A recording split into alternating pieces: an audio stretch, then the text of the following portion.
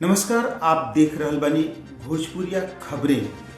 बिहार झारखंड के ताज़ा खबर खातिर बनल रही रुआ लोगिन भोजपुरिया खबरें चैनल पर। जे अब तक लाइक सब्सक्राइब नहीं कैले तो जल्दी से रुआ लाइक करी, सब्सक्राइब करी और शेयर करी। ये बताओ।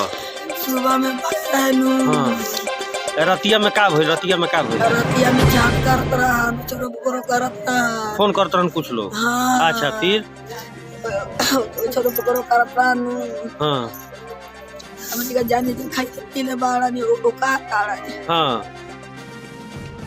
बक्सर में जहरीली शराब पिए से 5 लोगों की मौत हो गई, जबकि 3 लोग गंभीर अवस्था में अस्पताल में भर्ती बाड़े। बक्सर से संवाददाता अनिश कुमार पाठक के मुताबिक बक्सर जिला के डुमरांव अनुमंडल के मुरार थाना अंतर्गत अमसारी गांव में जहरीली शराब पिए से 5 लोगों की मौत हो गई। हालांकि एकर पुष्टि प्रशासन नहीं कैले। कुछ ग्रामीण के मानल जाओ तो रात्रि पहर में कुछ लोग बैठ के शराब पियत रहले कि अचानक उन लोग के तबीयत बिगड़े लागल।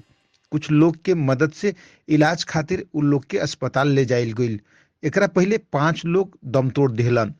मरे वाला में आनंद कुमार 28 वर्ष, मिक्कू सिंह 35 वर्ष, भीरू सिंह 48 वर्ष, मोहन यादव 55 वर्ष आ सुखू मुसहर 52 वर्ष बतावल जात बड़न, जबकि बंटी चौधरी, संजय चौधरी आ मुन्ना चौधरी के इलाज चल रहल बा।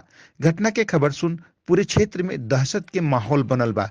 पुलिस घटना के जांच में जुट गई बिया।